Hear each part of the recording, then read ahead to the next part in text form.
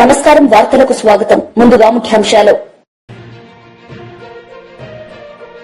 CM Chandrababu Naidu press meet, పలు అంశాలపై వివరణ.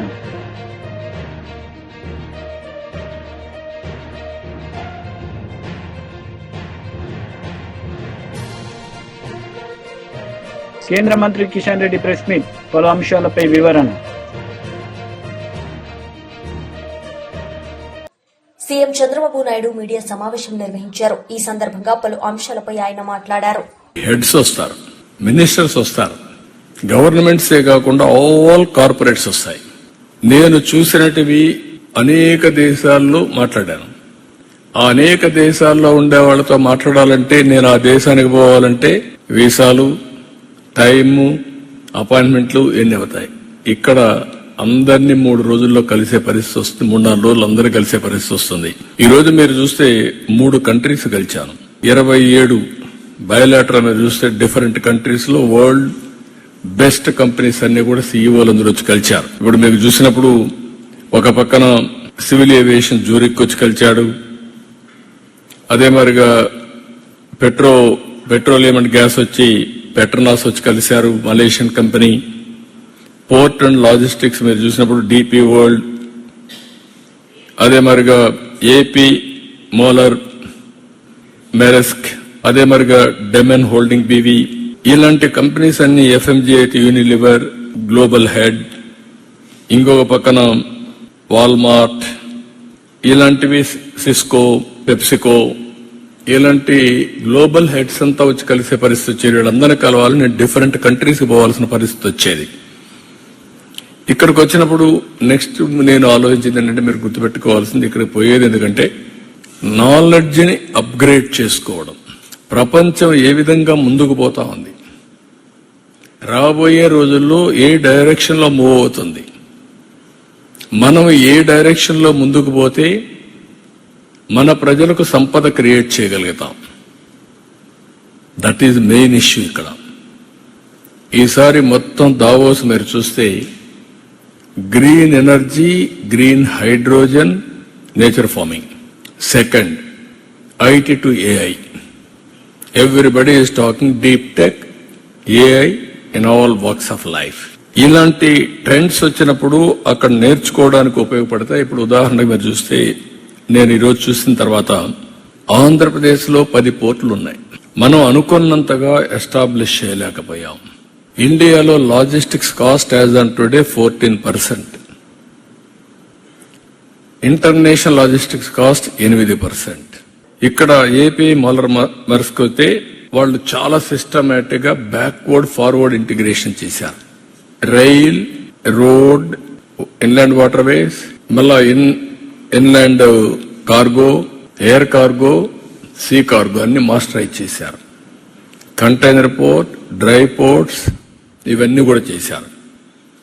ఇవి చేసినప్పుడు మనకు చాలా అడ్వాంటేజెస్ వచ్చే పరిస్థితి వస్తుంది. ఈవెన్ డిపి వరల్డ్ అయితే ఒక స్టెప్ ముందుకు పోయి కన్సాలిడేటర్స్ కూడా తయారు చేసి, ఎంఎస్ఎంఎల్ తయారు చేసి, వాళ్ళ దగ్గర నుంచి ఆల్ టైప్ ఆఫ్ ప్రొడ్యూస్ కొంటున్నారు. Production, it may be industrial production, it may be agriculture production, cold storage, with in the country marketing, global marketing వర్క్లో. ఇక్కడి నుంచి యూరోప్ గాని ఆఫ్రికాకు పంపించే పరిస్థితికి వస్తున్నారు. దిస్ ఈజ్ వేర్ మనం తయారు చేసే ప్రోడక్ట్ ని గ్లోబల్ స్టాండర్డ్స్ లో తయారు చేసి గ్లోబల్ మార్కెట్ కి ఇస్తే మల్టిపుల్ ప్రైస్ వస్తుంది. మన ప్రోడక్ట్ ని మన ఊరి నుంచి పక్కన టౌన్ లో పంపించిన పరిస్థితిలో ఉన్నాం as on today. Flowers, vegetables, fruits, how to go about wastage లేకుండా. ఇంతవరకు మన దగ్గర టొమాటో ఉంది. టొమాటో ఒకసారి రేట్ వస్తే 50 రూపాయలు, 100 రూపాయలు పడిపోతే నేరుగా పశువులకు వేస్తారు. ఇంత టెక్నాలజీ వచ్చి, ఇంత నోహో వచ్చిన తర్వాత ఇంకా మనం ఆ పరిస్థితిలో ఉన్నామంటే మనం చాలా వెనుకబడి ఉన్నాం. అందుకే ఇలాంటి ప్లేయర్స్ అందరిని ఇన్వాల్వ్ చేయాలనుకున్నాను. This is the learning. నేను నేర్చుకునేది అక్కడ పోయిన తర్వాత మాట్లాడుతా నాకు వచ్చిన ఆలోచనలు ఇవన్నీ, మా టీముకు వచ్చిన ఆలోచనలు. యూనిలివర్ ఉంది, వాల్మార్ట్ ఉంది. వీళ్ళు కూడా సోర్సింగ్ చేస్తున్నారు. ఆ సోర్సింగ్ చేసినప్పుడు ఫార్మర్స్ ప్రొడ్యూసర్స్ ఆర్గనైజేషన్స్ పెట్టి గవర్నమెంట్ ఆఫ్ ఇండియా కూడా డబ్బులు ఇస్తున్నారు. ఎంఎస్ఎంఈలు క్రియేట్ చేయొచ్చు. Micro small micro medium industries create చేస్తే ఆటోమేటిక్ ఎంప్లాయ్మెంట్ వస్తుంది, ప్రోడక్ట్ పర్ఫెక్షన్ వస్తుంది. నేను ఏదైతే విజన్ తయారు చేశానో ఆ విజన్ లో ఫిట్టింగ్ చేయడానికి ఇవన్నీ చూస్తున్నాను. ఈరోజు వరల్డ్ ఎకనామిక్ ఫోరం ఉంది. వాళ్ళు మొత్తం క్లీన్ ఎనర్జీని ప్రమోట్ చేస్తున్నారు. వాళ్ళతో మాట్లాడినాక వాళ్ళు ఏంటంటే different countries we are number 1 in green energy, green hydrogen. అవి ఒక 6-7 ఐడెంటిఫై చేసి ఇండియాలో అమరావతిని, ఆంధ్రప్రదేశ్ ని ఒక సెంటర్ గా చేసి గ్లోబల్ బెస్ట్ ప్రాక్టీసెస్ ఎప్పటికప్పుడు మనకు చెప్పడం, మన దగ్గరుండే బెస్ట్ ప్రాక్టీసెస్ గ్లోబల్ కి అందించడం. They are going to start the work. ఈ విధంగా మీరు చూస్తే స్విస్ కంపెనీస్ వచ్చాయి, వాళ్ళు ఇక్కడికి రమ్మన్నాం. ఈ రోజు టెక్స్టైల్ లాజిస్టిక్స్ వాళ్ళతో కూడా మాట్లాడాం. అనేక విధాలుగా సిస్కోతో మాట్లాడాం. అంటే ఇక్కడ మీకు ఎందుకు చెప్తున్నానంటే ఇవన్నీ కూడా టోటల్ గా మాట్లాడిన తర్వాత దీన్ని బీజేపీ కార్యకర్తల సమావేశంలో కేంద్ర మంత్రి బండి సంజయ్ పాల్గొన్నారు. ఈ సందర్భంగా ఆయన మాట్లాడారు. చేరడం కూడా అలా స్వప్న గారు, శ్రీదేవి గారు వారిద్దరు కూడా ఇలా భారతీయ జనతా పార్టీలో చేరేందుకు వారికి భారతీయ జనతా పార్టీ కూడా హృదయపూర్వక స్వాగతం పడుతూ తప్పకుండా వారి చేరిక భారతీయ జనతా పార్టీకి చాలా ఉపయోగపడుతుంది. కరీంనగర్ ప్రజలకు ఉపయోగపడుతుంది.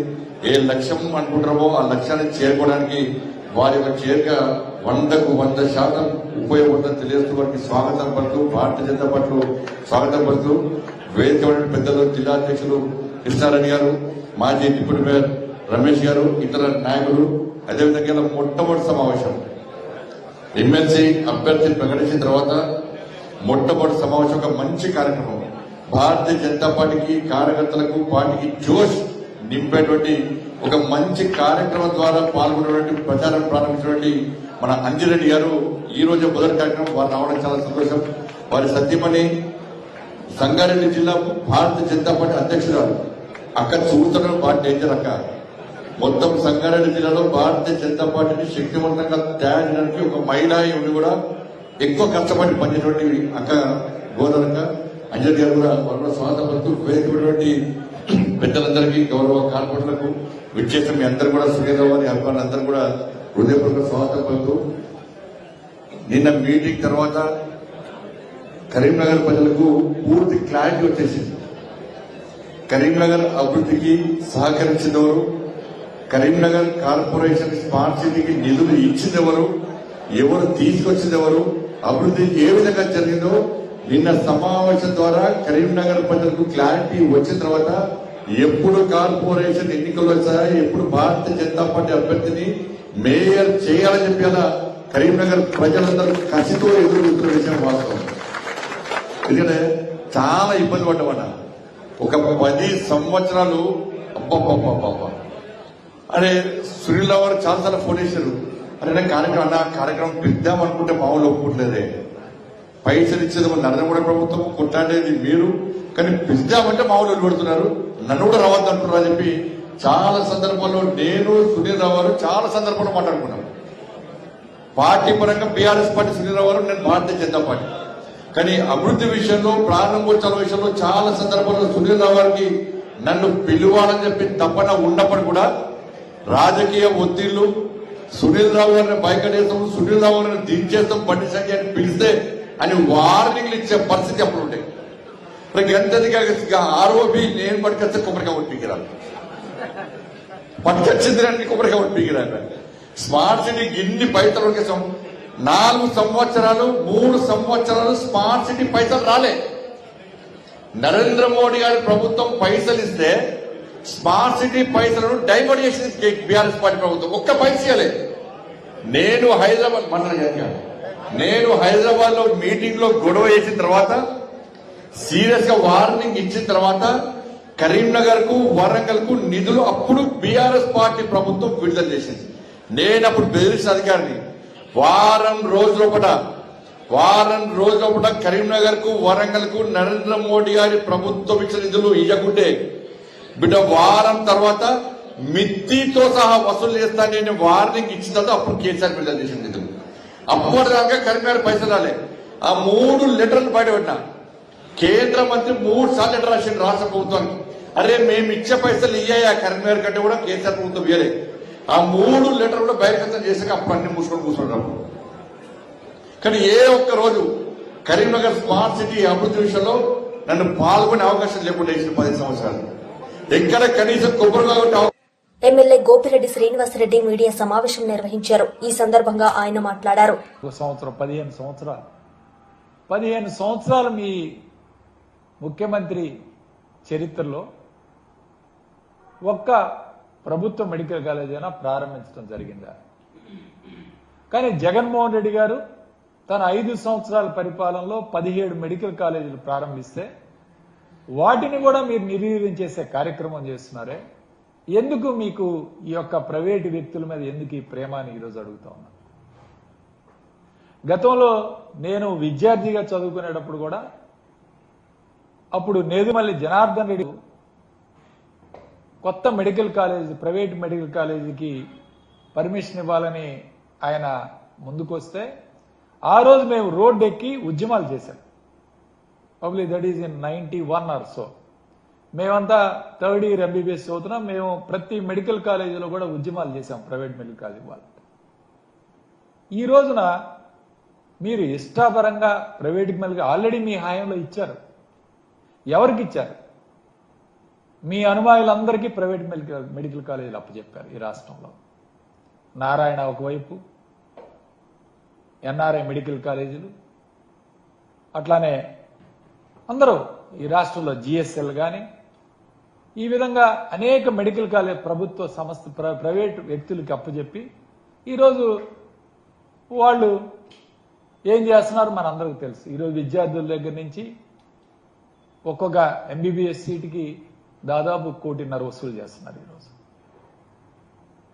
అట్లానే ఒక పీజీ సీటుకి 1.5 కోటి నుంచి 3 కోట్ల దాకా వసూలు చేస్తున్నారు. ఈరోజు వైద్య విద్యని కార్పొరేట్ వ్యవస్థగా మార్చిన వ్యక్తి చంద్రబాబు నాయుడు కాదా అని ఈరోజు అడుగుతాం. మళ్ళీ ఇదే తతంగం. ఆ రోజు జగన్మోహన్ రెడ్డి గారు 17 మెడికల్ కాలేజీలు ప్రభుత్వ మెడికల్ కాలేజీని సెల్ఫ్ ఫైనాన్స్ పద్ధతిలో ఆయన పెట్టాలని ఒక నిర్ణయం తీసుకుంటే ఎలక్షన్ ముందు అంటే ఈ డబ్బులు ప్రభుత్వానికే వెళ్తాయి, ప్రభుత్వమే కొంత మెయింటైన్ చేస్తుంది, ఈ డబ్బులతోటి సపరేట్ గా నిధి ఏర్పాటు చేసి ప్రభుత్వమే ఆ మెడికల్ కాలేజీని రన్ చేస్తుందని చెప్పి జగన్మోహన్ రెడ్డి గారు ప్రకటిస్తే ఎన్నికల రైతు అధ్యయన కమిటీ పర్యటనలో మాజీ మంత్రి నిరంజన్ రెడ్డి పాల్గొన్నారు. ఈ సందర్భంగా ఆయన మాట్లాడారు. ప్రభుత్వం యొక్క నీతిని ఒక దిక్కు ఎండగడుతూనే మనకు బాధ్యత ఉంది, రైతులందరం కలిసికట్టుగా ఉందాం, కలిసి పోరాడదాం తప్పిస్తే తీవ్రమైన నిర్ణయాలు తీసుకొని మనోవేదనకు గురై మన ప్రాణాల్ని మనమే వదులుకుంటే నష్టపోయేది మన కుటుంబ సభ్యులే. తొందరపడకండి, ఆవేశపడకండి, కలిసి పోరాడదాం, ధైర్యంగా ఉందాం అనేటువంటి మాట చెప్పడం కోసం ఇలా టీఆర్ఎస్ పార్టీ తరఫున ఒక అధ్యయన బృందంగా ఏర్పడి దానికి తోడు ఇప్పుడే కాదు భవిష్యత్తులో కూడా రైతులకి ఈ దుస్థితి రాకుండా ఉండాలంటే వ్యవసాయ రంగంలో ఏ రకమైనటువంటి విధానాలు ఉండాలి, చర్యలు ఉండాలి, ఎట్లయితే రైతులు ఇటువంటి బలవన్మరణాలకు పాల్పడని పరిస్థితులు ఉంటాయో అధ్యయనం చేసి ఇప్పుడు రాష్ట్రంలో ప్రభుత్వం ఓ కమిషన్ వేసింది, రైతు కమిషన్ అని. అంటే రైతులు బాగుండాలి, సేద్యం బాగుండాలని కోరుకుంటున్నాం, దానికి ఓ కమిషన్ వేస్తున్నాం. ఈ కమిషన్ అధ్యయనం చేసి సిఫార్సు చేస్తే మేము దాన్ని అమలు చేస్తామని చెప్పి ప్రభుత్వం నమ్మబలుకుతా ఉంది. ఒకవేళ అదే నిజమైతే, వాళ్ళ ఉద్దేశం సరైనదే అయితే మరి మేము కూడా మాకున్న పూర్వ అనుభవం కానీ తెలంగాణ తెచ్చిన పార్టీగా కేసీఆర్ నాయకత్వాన కేసీఆర్ సారథ్యంలో 10 ఏళ్లు రాష్ట్రాన్ని పాలించిన పార్టీగా రైతుల్ని ఆత్మవిశ్వాసంతో బతికేటువంటి ఒక సొంతంగా ఎవరికి వాళ్ళు ధైర్యంగా బతికేటువంటి ఒక సెక్షన్గా తయారు చేసినాక మరి ఇవాళ ఈ దుస్థితి ఎందుకు వచ్చిందో దాని మీద మేము కూడా క్షేత్రస్థాయిలో మాకున్న అనుభవంతో పాటు వాళ్ళ రైతులు ఏమనుకుంటున్నారో, ఏమేం జరిగితే మేలవుతుందో వాటన్నింటినీ అధ్యయనం చేసి మేము కూడా సమాచారం తీసుకొని వస్తాం. బరాబర్ రైతు కమిషన్కి ఇస్తాం, రాష్ట్ర ప్రభుత్వానికి ఇస్తాం, కేంద్ర ప్రభుత్వానికి ఇస్తాం.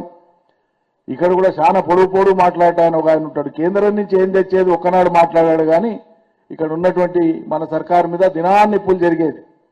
మరి ఇవాళ రేవంత్ రెడ్డి చెప్పిన మాట ఒకటి కూడా అమలైతలేదు, కాంగ్రెస్ చెప్పిన మాట ఒకటి కూడా అమలైతలేదు. వాళ్ళని ప్రశ్నించడానికే మాత్రం నోరు వస్తలేదు వీళ్ళకు, వాళ్ళని ప్రశ్నించడానికే నోరు వస్తలేదు వీళ్ళకు. అంటే వాళ్ళు వీళ్ళు కలిసినటువంటి పద్ధతి ఇలా స్పష్టంగా మనకు కనిపిస్తూ ఉంది. దీని మీదనే క్షేత్రస్థాయిలో ప్రతి జిల్లా పర్యటించి రైతుల్ని కలుసుకొని బాధిత కుటుంబాలని పరామర్శించి రైతు సంఘాలను కలిసి ప్రత్యక్షంగా చర్చించి మనకి ఎన్ని అనుభవాలున్నా రైతులతో మాట్లాడితే ఒక్కొక్కరి ఆలోచన ఒక్కో మాట రూపంలో అద్భుతమైనటువంటి సూచనగా సలహా వస్తుంది. ఇవన్నీ క్రోడీకరించుకొని మేము రిపోర్ట్ తయారు చేయాలని ఇవాళ మీ జిల్లాకు వచ్చినాం. నాతో పాటు గౌరవ మాజీ మంత్రివర్యులు ప్రస్తుత శాసన మండలి సభ్యురాలు శ్రీమతి సత్యవతి రాథోడ్ గారు, పువ్వాడ అజయ్ కుమార్ గారు, వారు మంత్రిగా పనిచేసినారు. వ్యవసాయ శాస్త్రంలో పోస్ట్ గ్రాడ్యుయేషన్ చేయడమే కాక గోల్డ్ మెడల్ సాధించింది ఆయన. అంత ఉన్నత విద్యావంతుడు వ్యవసాయంలో. అదేవిధంగా మాజీ మంత్రివర్యులు శ్రీ జోగు రామన్న గారు, ఆదిలాబాద్ జిల్లా మాజీ ఆర్టీసీ చైర్మన్, మీ పూర్వ శాసనసభ్యులు పెద్దలు శ్రీ బాజిరెడ్డి గారు. తమ్ముడు రసమయ్య గురించి నేను పరిచయం చేయాల్సిన అవసరం లేదు. కోటిరెడ్డి గారు శాసన మండలి సభ్యులు, నల్గొండ జిల్లా వారిది. డాక్టర్ యాదవరెడ్డి గారు మెదక్ జిల్లా వారిది, గజ్వేలు. బీఆర్ఎస్ లీడర్ మీడియా సమావేశం నిర్వహించారు. ఈ సందర్భంగా ఆయన మాట్లాడారు. గతంలో ప్రభుత్వం ఏర్పడగానే తెలంగాణలో ప్రజా పాలన పేరుతో ఏర్పడి ప్రతి గ్రామంలో, బస్తీల్లో, పట్టణాల్లో అందరి దగ్గర నుంచి అప్లికేషన్ తీసుకోవడం మనం చూసినాం. తీసుకున్నటువంటి అప్లికేషన్లు చాలా మాధ్యమాలు చూసినాం. మనం రోడ్లపైన పడినటువంటి దృశ్యాలు కూడా చూసినాం. ఈరోజు గ్రామ సభలు కాదు, అవి ప్రజా ఆగ్రహ సభలుగా జరుగుతూ ఉన్నాయి. ప్రతి గ్రామంలో ప్రజలు ఈ ప్రభుత్వాన్ని నిలదీస్తూ ఉన్నారు. ప్రభుత్వం చెప్పినటువంటి మాటలు, ప్రభుత్వం ఏర్పడ్డ 100 రోజుల్లోనే 6 గ్యారంటీలు అని చెప్పి 420 హామీలు చెప్పి ప్రభుత్వంలోకి వచ్చి 100 రోజుల్లో అన్నీ కూడా అమలు చేస్తామని చెప్పిన ప్రభుత్వం ఏ ఒక్కటి కూడా ఈరోజు అమలు చేయకపోగా గ్రామాల్లో పోలీసులను పెట్టి పోలీస్ పహారాలో గ్రామ సభలు ఏర్పాటు చేస్తూ ఉన్నారు. ఈరోజు మేము అడుగుతా ఉన్నాం ఈ ప్రభుత్వాన్ని, ఎందుకు ప్రభుత్వ పెద్దలు, మంత్రులు కావచ్చు, ఎమ్మెల్యేలు కావచ్చు, ఎంపీలు కావచ్చు, గ్రామ సభల్లో పాల్గొనలేకపోతున్నారు? మంత్రులకు ముందే అర్థమైనట్టుంది, పసిగట్టినట్టున్నారు. పసిగట్టి గ్రామాల్లోకి పోతే ప్రజలు గల్లాబట్టి అడిగేటట్టున్నారు. ప్రజలు వీపు విమానం పోతా పోయించేటట్టున్నారు అని చెప్పేసి ఒక్కరు కూడా ఈరోజు గ్రామాలకు పోలేని పరిస్థితి. ఇలాంటి పరిస్థితి తెలంగాణలో జరుగుతూ ఉంది. నేను అడుగుతా ఉన్నాను ఈరోజు, ఎందుకోసం అప్లికేషన్లు తీసుకుంటా ఉన్నారు? ఒకరోజేమో ఇవి అర్హుల జాబితా అని చెప్తారు, మరొక రోజేమో ఇది ఫైనల్ కాదు అని అధికారులు వాళ్ళే చెప్తారు. వచ్చిన వాళ్ళే వచ్చినట్టు కాదు, రాని వాళ్ళే రానట్టు కాదని వాళ్ళే వీడియో మనం చూస్తూ ఉన్నాం. వీడియోలు ఇక్కడ ఉంటే మామూలు వీడియో ప్లే చేస్తారు. ఇట్లా అధికారులు ఒక మాట, ప్రజాప్రతినిధులు ఒక మాట. నేను ఇందాక వస్తాప్పుడు చూసిన డిప్యూటీ సీఎం గారు బట్టి విక్రమార్క గారు చెప్తా ఉన్నారు, రేపు మండలానికి ఒక గ్రామాన్ని మాత్రమే ఎంపిక చేస్తాం, తర్వాత మళ్ళీ చూస్తామంటారు. అంతకుముందు ముఖ్యమంత్రి గారు ప్రెస్ మీట్లోనేమో 26వ తారీఖు నాడు హామీలన్నీ అమలు చేస్తాం అని చెప్పి వారు చెప్తారు. ఇందాక పొంగులేటి శ్రీనివాసరెడ్డి గారి వీడియో చూశాను నేను మీడియాలో ఇక్కడ వస్తే. వారు అంటా ఉన్నారు రేపు కాదు ఫిబ్రవరి 1st వీక్లో చెప్తామని చెప్తా ఉన్నారు. డిసెంబర్ 9 అయింది, సంవత్సరం అయిపోయింది. ముఖ్యమంత్రి గారి మాటలు నీటి మూటలు అయిపోయినాయి. మరి ముఖ్యమంత్రి గారి మాటలకు మంత్రుల మాటలకు విలువ లేకుంటే ఎట్లా అని చెప్పేసి అడుగుతా ఉన్నా. ఎట్లాగా మీరు చేయలేరు, ప్రజలకు కూడా తెలుసు. సంవత్సరం దాటినా కూడా మీరు ఏమీ చేయలేకపోతా ఉన్నారు. నేను అడుగుతా ఉన్నా ఈరోజు లబ్ధిదారుల లిస్ట్ అని చెప్పేసి ఇప్పటికి 4 సార్లు ప్రజలను ఇబ్బంది పెట్టి లైన్లు నిలబెట్టి జిరాక్స్ షాపులు నడుపుతా ఉన్నారు మీరు. గతంలో మేము ఇచ్చిన పెన్షన్లు ఉన్నాయి కదా, మేము ఇచ్చిన 2000 మీరు 4000 ఇస్తున్నారు కదా, అది ఇస్తే లబ్ధిదారులు ఉన్నట్టే కదా వాళ్ళు. మేము వైఎస్ఆర్సీపీ లీడర్ మణికొండ అరుణ్ కుమార్ మీడియా సమావేశం నిర్వహించారు. ఈ సందర్భంగా ఆయన మాట్లాడారు. 10 మందిని కలవడం, కేవలం పెట్టుబడి అందరితోటి మాట్లాడటం, దావోస్ అందరితోటి కాఫీ తాగడం, నెట్వర్కింగ్, అందరితోటి ఫోటోలు దిగి దావోస్ అంటే ఫోటోలు కాంటాక్ట్ మీడియాకి రిలీజ్ చేసి 10 మంది నేను పలానా వాళ్ళతోటి మాట్లాడాను, పలానా వాళ్ళతో అందరితోటి మాట్లాడటం, అదిగో వచ్చేస్తున్నారు, అందరితోటి కాఫీ తాగడం అని చెప్పడం కోసం అందరితోటి ఫోటోలు దిగి ఆ ఫోటోలు చెప్పగానే చెప్తున్నారు. మీడియాకి రిలీజ్ చేసి దావోస్ పలానా వాళ్ళతోటి మాట్లాడాను, అంతా ఉత్తి పర్యటనారు, అదిగో వచ్చేస్తున్నారు, ఇదిగో వచ్చేస్తున్నారు అని చెప్పడం కోసమే నేను దావోస్ వెళ్ళానని ఆయన ఏం చెప్తున్నారు చెప్పగానే చెప్తున్నారు. పెట్టుబడులు చూడకండి మీరు, దావోస్ పర్యటన అంతా ఉత్తి పర్యటన చూడండి, కాంటాక్ట్ బిల్డింగ్ చూడండి అని, నా నెట్వర్కింగ్ చూడండి అని చెప్తున్నారు. తేటతలం అయిపోయింది. ఈ ప్రెస్ మీట్ ద్వారా ఆయన ఏం చెప్తున్నారు, ముఖ్యమంత్రి గారిని పెట్టుబడులు చూడకండి మీరు, రాష్ట్ర ప్రజల తరపున కాంటాక్ట్ చూడండి, నా నెట్వర్కింగ్ చూడండి. మరి మీ నెట్వర్క్ సీఎంగా చేసి అనేక సార్లు ముఖ్యమంత్రి గారిని దావోస్ వెళ్ళిన రాష్ట్ర ప్రజలు ఉంది కదా, మరి ఎందుకు మీరు అడగాలదలుచుకున్నాను. దావోస్ లో మరి మీ నెట్వర్క్ 14 సంవత్సరాలు సీఎంగా చేసి అనేక సార్లు దావోస్ వెళ్ళిన ఒక మెమోరాండం ఆఫ్ అండర్స్టాండింగ్ కదా మీకు, ఒక్కటి కూడా మరి ఎందుకు మీరు ఎందుకు చేయలేకపోయారని అడుగు. దావోస్ లో సింగిల్ పక్కన తెలంగాణ ముఖ్యమంత్రి ఎందుకు చేయలేదని అడుగుతున్నాను. ఇంకొక పక్కన మెమోరాండం ఆఫ్ అండర్స్టాండింగ్ వాళ్ళు అనేక ఒప్పందాల మీద సంతకాలు చేశారని అడుగుతున్నాను. ఒకరేమో మీ పక్కన 2 లక్షల కోట్ల తెలంగాణ ముఖ్యమంత్రి ఒప్పందాలు సంతకం చేశారు తెలంగాణ, ఇంకొక పక్కన అదే విధంగా మహారాష్ట్ర అయితే 6 లక్షలు వాళ్ళు అనేక ఒప్పందాల మీద సంతకాలు చేశారు కదా. ఒకరేమో ఆంధ్రప్రదేశ్ 2 లక్షల కోట్ల మీరు ఎందుకు ఒప్పందాలు సంతకం చేశారు తెలంగాణ ఒప్పందం మీద కూడా సంతకం, అదే విధంగా మహారాష్ట్ర అయితే 6 లక్షలు 7 లక్షల కోట్ల రూపాయలు ఆంధ్రప్రదేశ్ సంతకాలు చేశారు కదా.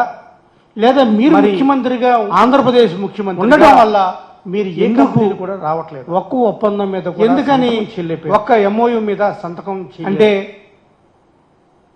రెండోది రావట్లేదా ఈ దావోస్, లేదా మీరు ముఖ్యమంత్రిగా ప్రభుత్వం ఉండడం వల్ల ఏ కంపెనీలు కూడా రావట్లేదా, ఎందుకని ఒక్క ఎంఓయూ మీద సంతకం చేయలేదు.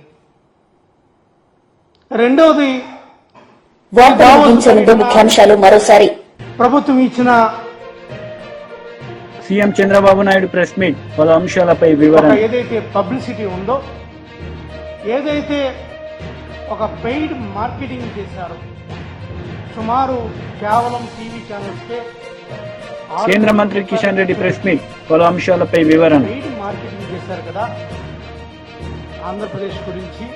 ఈ వార్తలు ఇంతటితో సమాప్తం. తిరిగి ప్రసారమయ్యే వార్తల్లో మళ్ళీ కలుద్దాం. అంతవరకు సెలవు. నమస్తే.